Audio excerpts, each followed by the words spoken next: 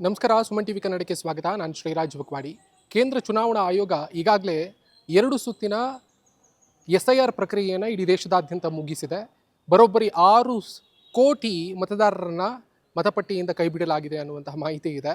ಈಗ 3ನೇ ಸುತ್ತಿನ SIR ಪ್ರಕ್ರಿಯೆಯನ್ನು ಆರಂಭಿಸಿದೆ. ನಮ್ಮ ರಾಜ್ಯದಲ್ಲೂ ಕೂಡ SIR ಪ್ರಕ್ರಿಯೆ ಈಗ ಆರಂಭ ಆಗಿದೆ. ಈ ಕೇಂದ್ರ ಚುನಾವಣಾ ಆಯೋಗ ನಡೆಸ್ತಾ ಇರುವಂತಹ ಈ SIR ಪ್ರಕ್ರಿಯೆ ವಿವಾದಾಸ್ಪದವಾಗಿದೆ ಅಂತ ಕಾಂಗ್ರೆಸ್ ಸೇರಿದ ಹಾಗೆ ಇತರ ವಿಪಕ್ಷಗಳು ಆರೋಪ ಮಾಡಿದೆ. ಜೊತೆಗೆ ಸಾಮಾಜಿಕ ಕಾರ್ಯಕರ್ತರು ಮತ್ತು ಚಿಂತಕರು ಎಲ್ಲರೂ ಕೂಡ ಈ ಆರೋಪವನ್ನು ಮಾಡಿದ್ದಾರೆ. ಈ ವಿವಾದಾಸ್ಪದ SIR ಪ್ರಕ್ರಿಯೆಯ ಎಲ್ಲ ವಿಷಯಗಳ ಬಗ್ಗೆ ಮಾತನಾಡೋದಕ್ಕೆ ನನ್ನ ಜೊತೆಗೆ ಸಾಮಾಜಿಕ ಹೋರಾಟಗಾರರು, ಚಿಂತಕರು ಡಾಕ್ಟರ್ ವಾಸು HV ಇದ್ದಾರೆ. ಅವ್ರನ್ನ ಮಾತಾಡ್ತಾ ಹೋಗ್ತೀನಿ. ಸರ್, ಕಾರ್ಯಕ್ರಮಕ್ಕೆ ಸ್ವಾಗತ. Thank you sir. Thank you. ಈ SIR ಪ್ರಕ್ರಿಯೆ ವಿವಾದಾಸ್ಪದವಾಗಿದೆ ಅನ್ನುವಂತಹ ಆರೋಪಗಳೆಲ್ಲವೂ ಕೂಡ ಕೇಳಿ ಬರ್ತಾ ಇದೆ. ಮುಖ್ಯವಾಗಿ ಈ ಪ್ರಜಾಪ್ರಭುತ್ವದ ಆಶಯ ಅಥವಾ ಸಂವಿಧಾನದ ಆಶಯ, ಪ್ರಜಾಪ್ರಭುತ್ವದ ಒಳಗೊಳ್ಳುವಿಕೆ ಎಲ್ಲಿ ಎಡವುತ್ತಾ ಇದೆ ಅಂತ ಅನಿಸ್ತದೆ ಈ ಕೇಂದ್ರ ಚುನಾವಣೆಗೆ ಆಯೋಗ ನಡೆಸ್ತಾ ಇರುವಂಥ SIR ಪ್ರಕ್ರಿಯೆ? ಇಲ್ಲ, ಈ ದೇಶದ ಸಂವಿಧಾನ 18 ವರ್ಷ ತುಂಬಿದಂಥ ಈ ದೇಶದ ಎಲ್ಲ ನಾಗರಿಕರನ್ನು ಅವರಿಗೆ ಮತದಾನದ ಹಕ್ಕನ್ನು ಕೊಡಬೇಕು ಅಂತ ಹೇಳ್ತದೆ. ಹಾಗಾಗಿನೇ ಮೊದಲನೇ ಚುನಾವಣಾ ಆಯುಕ್ತರು ಸುಕುಮಾರ್ ಸೇನ್ ಈ ದೇಶದಲ್ಲಿ ಮೂಲೆ ಮೂಲೆಗೆ ಜನ ಕಳಿಸಿ ಜನರಿಗೆ ಅರ್ಜಿ ಕೊಡೋಕ್ಕೆ ಬರುತ್ತೋ ಬಿಡುತ್ತೋ ಅವರೆಲ್ಲರನ್ನೂ ಕೂಡ ಮತದಾರರ ಪಟ್ಟಿ ಒಳಗಡೆ ತೆಗೆದುಕೊಳ್ಳುವಂಥ ಪ್ರಯತ್ನ ಮಾಡಿದ್ರು. ಅಫ್ಕೋರ್ಸ್ ಈ ಮತದಾರರ ಪಟ್ಟಿಯಲ್ಲಿ ಡ್ಯೂಪ್ಲಿಕೇಟ್ ಮತದಾರರು ಇರ್ತಿದ್ರು. ಅಂದರೆ ಒಂದಕ್ಕಿಂತ ಹೆಚ್ಚು ಕಡೆಯಲ್ಲಿ ಓಟ್ ಇರ್ತಾಯಿತ್ತು, ಸತ್ತವ್ರ ಹೆಸರು ಹಂಗೆ ಕಂಟಿನ್ಯೂ ಆಗ್ತಾಯಿತ್ತು. ಅದನ್ನೆಲ್ಲ ತೆಗಿಬೇಕು, ಕ್ಲೀನ್ ಮಾಡಬೇಕು ಅನ್ನೋದು ಸರಿಯಾಗಿರೋದಾಗಿದೆ. ಇನ್ಫ್ಯಾಕ್ಟ್ ಕರ್ನಾಟಕದಲ್ಲೇ ಮಹದೇವಪುರ ವಿಧಾನಸಭಾ ಕ್ಷೇತ್ರದ ವ್ಯಾಪ್ತಿಯಲ್ಲಿ ಸಾವಿರಾರು ಓಟುಗಳು ಅದು ನಕಲಿ ಮತದಾರರಲ್ಲಿದ್ದಾರೆ ಅಂತ ಹೇಳಿ ಕೂಡ ರಾಹುಲ್ ಗಾಂಧಿಯವರು ಸಾಕಷ್ಟು ಪುರಾವೆಗಳ ಸಮೇತ ಮುಂದೆ ಇಟ್ಟಿದ್ರು. ಆದರೆ ಈಗ ನಡೀತಾ ಇರುವಂಥದ್ದು ಏನು, ಇದನ್ನೆಲ್ಲ ಸರಿ ಮಾಡುವಂಥ ಪ್ರಕ್ರಿಯೆ ಅಲ್ಲ. ಬದಲಿಗೆ ಈಗಲೇ ನೀವು ಹೇಳ್ದಂಗೆ 6 ಕೋಟಿ ಜನ ಈಗಾಗಲೇ ನಡೆದಿರುವಂಥ SIRನಲ್ಲಿ ಹೊರಗಡೆ ಹೋಗಿದ್ದಾರೆ. 6 ಕೋಟಿ ಜನ ಇಲ್ಲ, ನೀವು ಯಾರಾದರೂ BJP ಅವರು ಹೇಳೋ ರೀತಿ ಒಳಗಡೆ ಅವರು ಒಂದು ವೇಳೆ ಡ್ಯೂಪ್ಲಿಕೇಟ್ ಮತದಾರರಿದ್ದರೆ, ಸತ್ತವರಿದ್ದರೆ 34 ಲಕ್ಷ ಜನ ಟ್ರಿಬ್ಯುನಲ್ ಮುಂದೆ ವೆಸ್ಟ್ ಬೆಂಗಾಲಲ್ಲಿ ಹೋದರು. ಒಂದೇ ಒಂದು ರಾಜ್ಯದಲ್ಲಿ 34 ಲಕ್ಷ ಜನ ಡಾಕ್ಯುಮೆಂಟ್ ಸಮೇತ ಹೋಗಿ ನಾವಿದ್ದೀವಿ, ನಮ್ಮ ಹೆಸರನ್ನ ತೆಗೆದಿದ್ದಾರೆ ಅಂತ ಹೇಳಿದ್ರು. ಸುಪ್ರೀಂ ಕೋರ್ಟ್ಗೆ 65 ಜನ ಎಲೆಕ್ಷನ್ ಡ್ಯೂಟಿ ಆಫೀಸರ್ಸ್ ಹೋಗಿ ನಮ್ಮ ಹೆಸರು ತೆಗೆದಾಕಿದ್ದಾರೆ ಅಂತ ಹೇಳಿದ್ರು. ಯಾರು ಸತ್ತೋಗಿದ್ದಾರೆ ಅಂತ ಚುನಾವಣಾ ಆಯೋಗ ಹೇಳಿತು, ಅವರು ಸಾರ್ವಜನಿಕವಾಗಿ ಬಂದು ನಾವು ಸತ್ತಿಲ್ಲ, ನಾವು ಬದುಕಿದ್ದೀವಿ, ನಮ್ಮ ಹೆಸರನ್ನ ತೆಗೆದಾಕಿದ್ದಾರೆ ಅಂತ ಹೇಳಿದ್ರು. ಅಂದರೆ ಇದು ಸ್ಪಷ್ಟವಾಗಿ ಜನರನ್ನು ಹೊರದೂಡ್ತಕ್ಕಂಥ ಒಂದು ಪ್ರಕ್ರಿಯೆ ಇದೆ. ಡೆಮಾಕ್ರಸಿಗೆ ಇದು ಭಾಳ ಮಾರಕವಾದ್ದು. ಹಾಗಾಗಿ ನಾವೆಲ್ಲ ಈ ವಿಚಾರದಲ್ಲಿ SIR ಏನಿದೆ ಇದು ಒಂದು ಪ್ರಜಾಪ್ರಭುತ್ವಕ್ಕೆ ಮಾರಕವಾದಂಥ ಪ್ರಕ್ರಿಯೆ ಅಂತ ಹೇಳ್ತಾ ಇದ್ದೀವಿ. ಸರ್, ಮುಖ್ಯವಾಗಿ ಬಿಹಾರ ಮತ್ತು ಪಶ್ಚಿಮ ಬಂಗಾಳದ ಎಲೆಕ್ಷನ್ನ ಸಂದರ್ಭದಲ್ಲಿ SIR ಪ್ರಕ್ರಿಯೆಯನ್ನು ಆಯೋಗ ನಡೆಸುವುದಕ್ಕೆ ಆರಂಭ ಮಾಡಿತು. ಕೇವಲ 3 ರಿಂದ 6 ತಿಂಗಳುಗಳ ಅಂತರದಲ್ಲಿ ಚುನಾವಣೆಯ ಸಂದರ್ಭದಲ್ಲಿ ನಡೆಸಿರುವಂಥ ಕಾರಣಕ್ಕೋಸ್ಕರವಾಗಿ ಇದರ ಬಗ್ಗೆ ಬಹಳ ದೊಡ್ಡ ಆರೋಪ ಕೇಳಿಬಂತು. SIR ಪ್ರಕ್ರಿಯೆ ಅತಿಯಾದಂತಹ ಕೇಂದ್ರೀಕರಣಗೊಳ್ತಾ ಇದೆಯಾ ಅನ್ನುವಂಥ ಪ್ರಶ್ನೆ ಉದ್ಭವ ಆಗುತ್ತೆ ಅಂತ. ಹೌದು, ಯಾಕಂದರೆ ತಳಮಟ್ಟದಲ್ಲಿ BLOಗಳು ಬೂತ್ ಲೆವೆಲ್ ಆಫೀಸರ್ಸು ಇದನ್ನು ಮಾಡ್ತಾರೆ. ಅಂದರೆ ಮನೆ ಮನೆಗೆ ಹೋಗಿ ಎನ್ಯುಮರೇಷನ್ ಫಾರ್ಮ್ ಕೊಟ್ಟು ನೀವು ನಿಮ್ಮ ಮತದಾರರ ಪಟ್ಟಿಯಲ್ಲಿರ್ತಕ್ಕಂಥ ನಿಮ್ಮ ಹೆಸರು 2025ರಲ್ಲಿ ಇರೋದನ್ನು 2002ರಲ್ಲೂ ಇದೆಯಾ ಅಂತ ನೋಡಿ ನಿಮ್ಮ ಹೆಸರು ಇರಬೇಕು, ಇಲ್ಲ ನಿಮ್ಮ ತಂದೆ ತಾಯಿ ಹೆಸರು ಇರಬೇಕು ಅಂತ ಹೇಳ್ತಾರೆ. ಆದರೆ ಇಷ್ಟಕ್ಕೆ ಮುಗಿದೋಗ್ತಾ ಇಲ್ಲ ಅದು. ಬದಲಿಗೆ ಇವೆಲ್ಲದರ ನಂತರದಲ್ಲಿ ಚುನಾವಣಾ ಆಯೋಗ ತನ್ನ ಸಾಫ್ಟ್ವೇರ್ನಿಂದ BLO ಅದನ್ನು ಓಕೆ ಮಾಡಿದರು. ERO ಅಂತ ಕರೀತಾರೆ, ಎಲೆಕ್ಟ್ರಲ್ ರೋಲ್ ರಿಜಿಸ್ಟ್ರೇಷನ್ ಆಫೀಸರ್ ಅಂದರೆ AC ನಮ್ಮಲ್ಲಿ. ಅವರು ಅದನ್ನು ಓಕೆ ಮಾಡಿದರೂ ಕೂಡ ಬೇರೆ ಬೇರೆ ಹೆಸರಿನಲ್ಲಿ ಸ್ಪೆಲ್ಲಿಂಗ್ ಮಿಸ್ಟೇಕ್ ಇದೆ ಅನ್ನುವಂಥ ವಿಚಾರನ ಇಟ್ಕೊಂಡು ಮತ್ತು ಬೇರೆ ಬೇರೆ ಕ್ಷುಲ್ಲಕವಾದಂಥ ಕಾರಣಗಳನ್ನು ಕೊಟ್ಟು ಇದನ್ನು ಲಾಜಿಕಲ್ ಡಿಸ್ಕ್ರಿಪೆನ್ಸಿ ಅಂತ ಚುನಾವಣಾ ಆಯೋಗ ಏನು ಕರೀತಿದೆ, ತನ್ನ ಸಾಫ್ಟ್ವೇರ್ನಿಂದ ನೋಟಿಸ್ ಜನರೇಟ್ ಮಾಡ್ತಿದೆ ಅನ್ನೋದನ್ನು ನಾವು ಬಿಹಾರ ಮತ್ತು ಪಶ್ಚಿಮ ಬಂಗಾಳಲ್ಲೆಲ್ಲ ಕೂಡ ನೋಡಿದ್ವಿ. ಹಾಗಾಗಿ ನೀವು ಹೇಳಿದ್ದು ಕರೆಕ್ಟು. ಇದೊಂದು ಅತ್ಯಂತ ಕೇಂದ್ರೀಕೃತವಾದಂಥ ಒಂದು ಎಕ್ಸಸೈಸ್ ಆಗಿ ಮತ್ತು ದುರುದ್ದೇಶಪೂರಿತವಾದಂಥ ಎಕ್ಸಸೈಸ್ ಆಗಿ ನಮಗೆಲ್ಲರಿಗೂ ಕಾಣ್ತಾ ಇದೆ. ಸರ್, ಇನ್ನು ಮುಖ್ಯವಾಗಿ ನಾನು ಕೇಳಬೇಕು ಅನ್ನೋದಾದರೆ, ಅತಿಯಾದ ಏನು ಅನಿವಾರ್ಯದ ಕಾರಣಕ್ಕೋಸ್ಕರವಾಗಿ ಈ ಸಮಾಜದಲ್ಲಿ ಅಥವಾ ಆರ್ಥಿಕವಾಗಿಯೋ ಶೈಕ್ಷಣಿಕವಾಗಿಯೋ ಸಾಮಾಜಿಕವಾಗಿಯೋ ಅಂಚಿನಲ್ಲಿರುವಂತಹ ಸಮುದಾಯದ ಮೇಲೆಯೇ ಈ ಒಂದು SIR ಪ್ರಕ್ರಿಯೆಯನ್ನು ನಡೆಸಲಾಗ್ತಾ ಇದೆ ಅನ್ನುವಂಥ ಆರೋಪ ಇಡೀ ದೇಶದಾದ್ಯಂತ ಕೇಳಿ ಬರ್ತಾ ಇದೆ. ಪಶ್ಚಿಮ ಬಂಗಾಳದಲ್ಲಿ ನಡೆದಿರುವಂಥ SIR ಇಂದ ಮತ್ತು ಬಿಹಾರದಲ್ಲಿ ನಡೆದಿರುವಂಥ SIR ಇಂದ ಇದನ್ನು ನಾವು ಸಾಕ್ಷೀಕರಿಸಿದ್ದೀವಿ, ನೋಡಿದ್ದೀವಿ ಅಲ್ಲಿ ಏನೆಲ್ಲ ಆಗಿದೆ ಅಂತ. ಪಶ್ಚಿಮ ಬಂಗಾಳದಲ್ಲಿ ಮುಖ್ಯವಾಗಿ ಗಮನಿಸಿದರೆ ಸುಮಾರು 40 ಕ್ಷೇತ್ರಗಳಲ್ಲೂ ಹೆಚ್ಚು ಗೆಲುವಿನ ಅಂತರಕ್ಕಿಂತ ಹೆಚ್ಚು ಅಲ್ಲಿನ ಮತದಾರರನ್ನ ಡಿಲೀಟ್ ಮಾಡಿದ್ದಾರೆ ಈ SIR ಪ್ರಕ್ರಿಯೆಯಿಂದ ಅಂತ. ಅಂದರೆ ಯಾವುದೋ ಒಂದು ಸಮುದಾಯ ಅಥವಾ ಯಾವುದೋ ಒಂದು ವರ್ಗ ಇಲ್ಲಿ ಗುರಿ ಆಗ್ತಾ ಇದೆಯಾ ಈ SIR ಪ್ರಕ್ರಿಯೆಯ ಮುಖೇನವಾಗಿ ಅಂತ? 46 ಬಿ ಜೆ ಪಿ ಗೆದ್ದಿರುವಂಥ 106 ಕ್ಷೇತ್ರಗಳಲ್ಲಿ ಅವ್ರು ಎಷ್ಟು ಮತಗಳಿಂದ ಗೆದ್ದಿದ್ದಾರೆ ಅದಕ್ಕಿಂತ ಎಷ್ಟೋ ಪಟ್ಟು ಹೆಚ್ಚು ವೋಟ್ಸು ಡಿಲೀಟ್ ಆಗಿದೆ. ಮತ್ತು ಈ ರೀತಿಯಲ್ಲಿ ಡಿಲೀಟ್ ಆಗಿರುವಂಥವರಲ್ಲಿ ಬಹುತೇಕ ಜನ ಅವರು ಬಡವರಾಗಿದ್ದಾರೆ. ಯಾಕೆಂದರೆ ಇಲ್ಲಿ 2 ವಿಚಾರ ಇದೆ. ಒಂದು, ಯಾರ ಹೆಸರು ಡಿಲೀಟ್ ಆಗ್ತಿದೆ ಅದರಲ್ಲಿ ಹೆಚ್ಚು ವಲಸೆ ಕಾರ್ಮಿಕರಿದ್ದಾರೆ. ಅವರ ವಲಸೆ ಕಾರ್ಮಿಕರಲ್ಲಿ ಹೆಚ್ಚಿನವರು ಬಡವರಿದ್ದಾರೆ. ಎರಡನೇದು, ನಿಮ್ಮದು ಡಿಲೀಟ್ ಆದಮೇಲೆ ನೀವು ಹೋಗಿ ಒಂದು ಡಾಕ್ಯುಮೆಂಟ್ನ ಕೊಡಬೇಕಾಗುತ್ತೆ. ಆ ಡಾಕ್ಯುಮೆಂಟ್ಗಳಲ್ಲಿ ಈಗಾಗಲೇ ಎಲ್ಲ ಜನರ ಬಳಿ ಇರುವಂಥ ಡಾಕ್ಯುಮೆಂಟ್ಗಳು ಇಲ್ಲ. ಆಧಾರ್ ಕಾರ್ಡ್ ಇಲ್ಲ, ರೇಷನ್ ಕಾರ್ಡ್ ಇಲ್ಲ, ಎಪಿಕ್ ಕಾರ್ಡ್ ಇಲ್ಲ. ಬದಲಿಗೆ ಈಗ ಉದಾಹರಣೆಗೆ SSLC ಮಾರ್ಕ್ಸ್ ಕಾರ್ಡ್ ಇದೆ. SSLC ಪಾಸ್ ಆಗದವ್ರನ್ನ ಪಕ್ಕಕ್ಕಿಡಿ, ದೇಶದಲ್ಲಿ ಅನಕ್ಷರಸ್ಥರ ಪ್ರಮಾಣ ಇವತ್ತಿಗೂ ಕೂಡ 24% 26% ಇದೆ. ಅಂದರೆ ಕಾಲು ಭಾಗ ಜನ ಸ್ಕೂಲ್ಗೆ ಹೋಗಿಲ್ಲ ಅಥವಾ 1ನೇ ಕ್ಲಾಸ್ ಕೂಡ ಪಾಸ್ ಮಾಡಿಲ್ಲ. ಉಳಿದಂತೆ ಇನ್ನು 10th ಪಾಸ್ ಆಗದೆ ಇರುವಂಥವ್ರು ಇನ್ನೂ ದೊಡ್ಡ ಸಂಖ್ಯೆಯಲ್ಲಿರ್ತಾರೆ. ಅವರು ಆ ಸರ್ಟಿಫಿಕೇಟ್ ತಂದು ಕೊಡೋಕ್ಕಾಗಲ್ಲ. ಹಾಗಾಗಿ ಉಳ್ಳವರು ಮಾತ್ರ ಹೆಚ್ಚಿನ ಒಂದು ದಾಖಲೆಗಳನ್ನು ಹೊಂದಿರುವಂಥ ಒಂದು ಪರಿಸ್ಥಿತಿಯಲ್ಲಿ ನಾವಿದ್ದೀವಿ. ಹಾಗಾಗಿ ಇದು ಬಡವರನ್ನ ಹೆಚ್ಚೆಚ್ಚು ದೂರ ಮಾಡ್ತಿದೆ. ಇನ್ನೂ ಒಂದಿದೆ, 6 ಕೋಟಿ ಜನ ಏನು ಡಿಲೀಟ್ ಆಗಿದೆ ಅದರಲ್ಲಿ 2/3 ಭಾಗ ಮಹಿಳೆಯರು ಅಂತ ಹೇಳಲಾಗ್ತಿದೆ.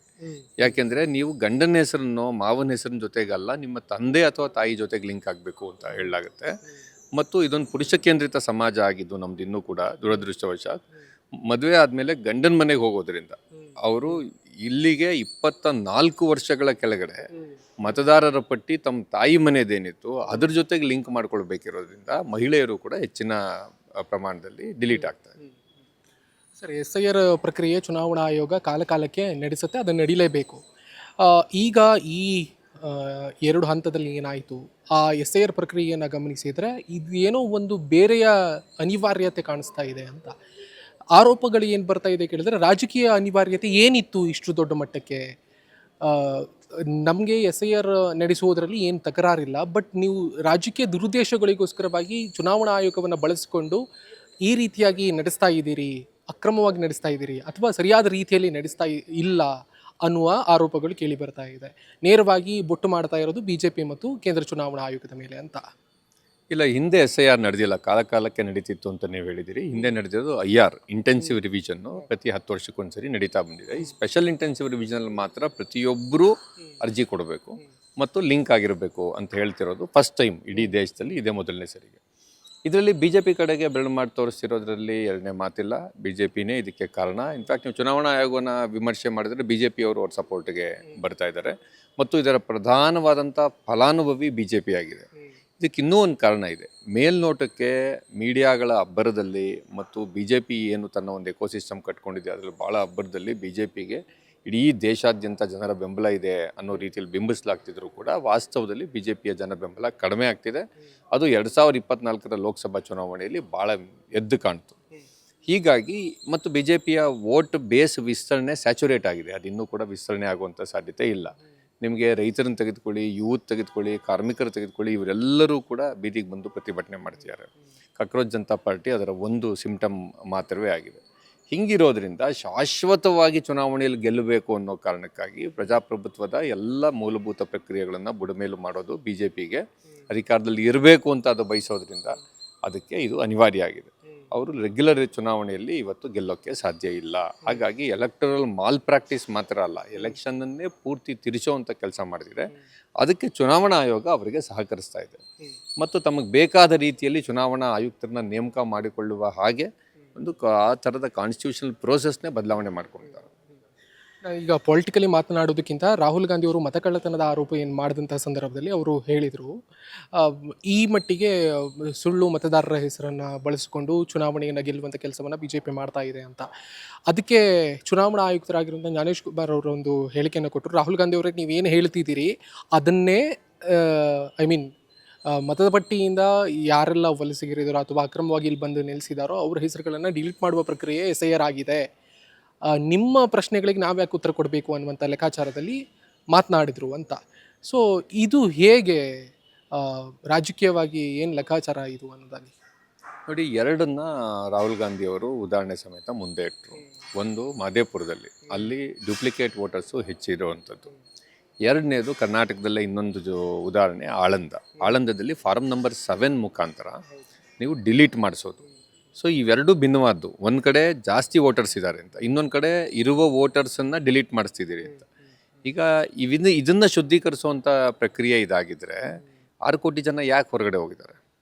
ಯಾಕೆ ಡಾಕ್ಯುಮೆಂಟ್ಸ್ ಇದ್ದವರು, ಪಾಸ್ಪೋರ್ಟ್ ಇದ್ದಂಥವ್ರು, ಎಲೆಕ್ಷನ್ ಡ್ಯೂಟಿ ಆಫೀಸರ್ಸ್, ಯಾಕಂದರೆ ನಿಮ್ಮ ಡಾಕ್ಯುಮೆಂಟಲ್ಲಿ ಒಂದು ಡಾಕ್ಯುಮೆಂಟ್ ಏನು, ನೀವು ಸರ್ಕಾರಿ ನೌಕರರಾಗಿದ್ದರೆ ಅದರ ID ಕೊಡಿ ಅಂತ. Election duty officers are government employees. ಅವರು 65 ಜನ ಸುಪ್ರೀಂ ಕೋರ್ಟ್ಗೆ ಅವರೇ ಹೋದ್ರಲ್ಲ. ಹಾಗಾದರೆ ಇದನ್ನು ಯಾವ ರೀತಿಯ ಶುದ್ಧೀಕರಿಸುವ ಪ್ರಕ್ರಿಯೆ ಅಂತ ನಾವು ಕೇಳ್ತಾ ಇದ್ದೀವಿ. ಎರಡನೇದು, ಜ್ಞಾನೇಶ್ ಕುಮಾರ್ ಅವ್ರಿಗೆ ಒಂದು ವೇಳೆ ಈ ಮತದಾರರ ಪಟ್ಟಿಯನ್ನೇ ಶುದ್ಧೀಕರಿಸೋದಾದರೆ ಅದನ್ನು ಖಂಡಿತ ಮಾಡಲಿ. 1 ತಿಂಗಳಲ್ಲಿ ಎನ್ಯುಮರೇಷನ್ ಪ್ರೊಸೆಸ್ ಯಾಕೆ ಮುಗಿಸ್ಬೇಕು ನೀವು? 6 ತಿಂಗಳು ತಗೊಳ್ಳಿ ಅಲ್ಲ. ಸೊ ಇಲ್ಲ ಈ ಎಲೆಕ್ಷನ್ನಲ್ಲಿ ನಕಲಿ ವೋಟ್ ಹಾಕೋದನ್ನು ನಾವು ತಡಿಬೇಕು, ಅದಕ್ಕೆ ನಾವು ಮಾಡ್ತಿದ್ದೀವಿ ಅಂತ ಪಶ್ಚಿಮ ಬಂಗಾಳ, ಬಿಹಾರ ಇತ್ಯಾದಿಗಳಲ್ಲಿ ಹೇಳಿದ್ರು. ಎಲೆಕ್ಷನ್ ರಿಸಲ್ಟ್ ಹಂಗೆ ಬರೋದ್ರಲ್ಲಿ SIR ಕಾರಣ ಅಂತ ಎಲ್ಲರೂ ಆರೋಪಿಸುವಂಗೆ ಆಯಿತು. ಕರ್ನಾಟಕದಲ್ಲಿ ಯಾವ ಎಲೆಕ್ಷನ್ ಇಲ್ವಲ್ಲ, ಮುಂದಿನ ಎಲೆಕ್ಷನ್ 2028ಕ್ಕೆ ಇದೆಯಲ್ಲ. ಯಾಕೆ ಇಲ್ಲಿ 1 ತಿಂಗಳಲ್ಲೇ ಎನ್ಯುಮರೇಷನ್ ಫೇಸ್ ಮುಗಿಸ್ತಿದ್ದೀರಿ? ಯಾಕೆ 6 ತಿಂಗಳು ಮಾಡಬಾರ್ದು? ಯಾಕಂದರೆ ಇದನ್ನು ಮಾಡುವಂಥ BLOಗಳು ಅವ್ರು ಸರ್ಕಾರಿ ನೌಕರರು, ಅವರು ಸ್ಕೂಲಲ್ಲಿ ಪಾಠ ಮಾಡ್ತಿರ್ತಾರೆ, ಅಂಗನವಾಡಿ ಟೀಚರ್ ಆಗಿರ್ತಾರೆ. ತಮ್ಮ ಕೆಲಸ ಮುಗಿಸಿ ಇದನ್ನು ಮಾಡಬೇಕು. ಆ ರೀತಿಲಿ 1200 ಜನರಿಗೆ ಹೋಗಿ ಫಾರಮ್ ಕೊಟ್ಟು ಅದನ್ನು ಅವ್ರಿಗೆ ಹೇಳಿಕೊಟ್ಟು ಫಿಲಪ್ ಮಾಡಿಸಿ ಮತ್ತೆ ಅದನ್ನು ತೊಗೊಂಬಂದು ಅಪ್ಲೋಡ್ ಮಾಡಬೇಕು. ಆಗ್ತಾಯಿಲ್ಲ. 20-30 ಜನ ಹೃದಯಾಘಾತದಿಂದ BLOಗಳು ಸತ್ತೋಗಿದ್ದಾರೆ ವೆಸ್ಟ್ ಬೆಂಗಾಲಲ್ಲಿ. ಹಾಗಾಗಿ ಯಾವ ಸಮಜಾಯಿಷಿಗಳು ಕೂಡ ನ್ಯಾಯಯುತವಾದ್ದಲ್ಲ, ಸುಳ್ಳು ಹೇಳ್ತಾ ಇದ್ದಾರೆ. ಈ SIR ಪ್ರಮಾದ ಆಗಿರೋದ್ರಿಂದ ಬೇರೆ ಬೇರೆ ರಾಜ್ಯಗಳಲ್ಲಿ ಆಗಿರೋದನ್ನು ನಾವು ನೋಡಿದ್ದೀವಿ. ಸೊ ಈ SIR ನಮ್ಮನ್ನು ಕೂಡ ಕಾಡುತ್ತೆ, ನಮಗೂ ಕೂಡ ಆತಂಕವನ್ನು ಸೃಷ್ಟಿ ಮಾಡಿದೆ ಅಂತ. ನಾವು ಇದರಿಂದ ಹೇಗೆ ಬಚಾವಾಗೋದು, ಅಥವಾ ನಾವು ಯಾವ ರೀತಿಯಾಗಿ ದಾಖಲೆಗಳನ್ನು ಸಲ್ಲಿಸಬೇಕು ಅನ್ನೋದನ್ನು ಸಂಕ್ಷಿಪ್ತವಾಗಿ ಹೇಳೋದಾದರೆ? ಇಲ್ಲ, ಒಂದು ಈ ಇಡೀ SIR ಪ್ರೊಸೆಸ್ಸನ್ನೇ ನಾವು ಬೇಡ ಅಂತ ಹೇಳೋಕ್ಕೆ ಸುಪ್ರೀಂ ಕೋರ್ಟು ಕೂಡ ಒಂದು ರೀತಿಯಲ್ಲಿ ಸರ್ಕಾರದ ಜೊತೆಗೆ ಮತ್ತು BJPಯ ನಿಲುವಿನ ಜೊತೆಗೆ, ಚುನಾವಣಾ ಆಯೋಗದ ನಿಲುವಿನ ಜೊತೆಗೆ ಕೈ ಜೋಡಿಸ್ಬಿಟ್ಟಿದೆ. ಹೀಗಾಗಿ SIR ನಡೆಯುತ್ತೆ. ಹಾಗಾಗಿ ಪ್ರತಿಯೊಬ್ಬರೂ ಕೂಡ ಈ ಎನ್ಯುಮರೇಷನ್ ಫಾರ್ಮ್ ಏನು ಬರುತ್ತೆ, ಎನ್ಯುಮರೇಷನ್ ಫಾರ್ಮ್ನ ಫಿಲ್ ಮಾಡಬೇಕು ಮತ್ತು ಕೊಡಬೇಕು. ಯಾರ ಹೆಸರು 2002 ಮತ್ತು 2025 ಜೊತೆಗೆ ಮ್ಯಾಚ್ ಆಗಲ್ಲ, ಯಾರಿಗೆ ಕರಡು ಮತದಾರರ ಪಟ್ಟಿಯಲ್ಲಿ ನೋಟಿಸ್ ಬರ್ಬೋದು, ಅವರೆಲ್ಲರೂ ಕೂಡ ದಾಖಲೆಗಳನ್ನು ರೆಡಿ ಮಾಡಿಕೊಂಡು ಕೊಡಬೇಕು. ಏನೆಲ್ಲ ಮಾಡಿದ್ರೂ ಕೆಲವರು ದಾಖಲೆಗಳನ್ನೇನು ಹೊಂದೋಕ್ಕೆ ಆಗೋದಿಲ್ಲ. ಅಂಥವರ ಪರವಾಗಿ ಇಡೀ ಸಮುದಾಯ, ಇಡೀ ನಾಗರಿಕ ಸಮಾಜ ನಿಲ್ಲಬೇಕು. ನಿಂತು ಅವ್ರ ಪರವಾಗಿ ನಾವು ಹೋರಾಟ ಮಾಡಬೇಕು. ಈಗ ಅನಾಥ ಹೆಣ್ಣು ಮಕ್ಕಳು ಇರ್ತಾರೆ, ಮದುವೆ ಆಗಿದೆ, ಆದರೆ ತಂದೆ ಜೊತೆಗೆ ಲಿಂಕ್ ಮಾಡೋಕ್ಕೆ ತಂದೆ ಯಾರು ಅಂತಲೇ ಗೊತ್ತಿಲ್ಲ. ಅಲೆಮಾರಿ ಸಮುದಾಯ ಇದೆ. ಈ ರೀತಿ ಹಲವಾರು ಜನ ಇದ್ದಾರೆ. ಯಾವುದೋ ಕಾರಣಕ್ಕೆ 2002ರಲ್ಲಿ ಅವರ ಹೆಸರು, ಅವ್ರ ತಂದೆ ತಾಯಿ ಹೆಸರು ಇಲ್ಲ. ಸೊ ಇಂಥವ್ರು ಎಲ್ಲರೂ ಕೂಡ ಈಗ ಹೋರಾಟಕ್ಕೆ ಇಳಿಬೇಕಿದೆ. ಅಂಥ ಹೋರಾಟದ ಭಾಗವಾಗಿಯೇ ಇವತ್ತು ನಾವು BJPಯ ಜೊತೆಗೆ ನಾವು ಒಂದು ಬಹಿರಂಗ ಚರ್ಚೆಯನ್ನು ಸವಾಲು ಹಾಕಿದ್ವಿ. ಅವ್ರು ಯಾರೂ ಇಲ್ಲಿ ತನಕ ಬಂದಿಲ್ಲ. ಯಾಕಂದರೆ BJP ಒಂದು ಕಡೆ ಸುಳ್ಳು ಹೇಳ್ತಿರೋದು, ಅದನ್ನು ವಿರೋಧಿಸೋರು ಇನ್ನೊಂದು ಕಡೆಗೆ ಮಾತಾಡ್ತಾ ಇರೋದ್ರ ಬದಲಿಗೆ ನೇರ ಬರ್ಬೋದಲ್ಲ, ಒಂದು ವೇಳೆ ಇದ್ದರೆ ಏನು ಪ್ರಶ್ನೆಗಳಿವೆ ಅಂತ. ಆ ಪ್ರಶ್ನೆಗಳನ್ನು ನಾವು ಮುಂದೆ ಇಟ್ಟಿದ್ವಿ. ಸೊ ಈ ರೀತಿಯಾದಂಥ ಒಂದು ಪ್ರಜಾತಾಂತ್ರಿಕ ಸಂವಾದ ಅದು ನಡಿಬೇಕು, ಮತ್ತು ಪ್ರತಿಯೊಬ್ಬರೂ ಕೂಡ ಇದರ ಬಗ್ಗೆ ದನಿ ಎತ್ತಬೇಕು ಅಂತ ನನಗನ್ನಿಸ್ತದೆ. Thank you. ಇದಾಗಿತ್ತು ಡಾಕ್ಟರ್ ವಾಸು HV ಅವರ ಮಾತುಗಳು. ಕ್ಯಾಮರಾ ಪರ್ಸನ್ ಮಲ್ಲಿಕಾರ್ಜುನ್ ಜೊತೆ ಶ್ರೀರಾಜ್ ಹುಕ್ವಾಡಿ, ಬೆಂಗಳೂರು.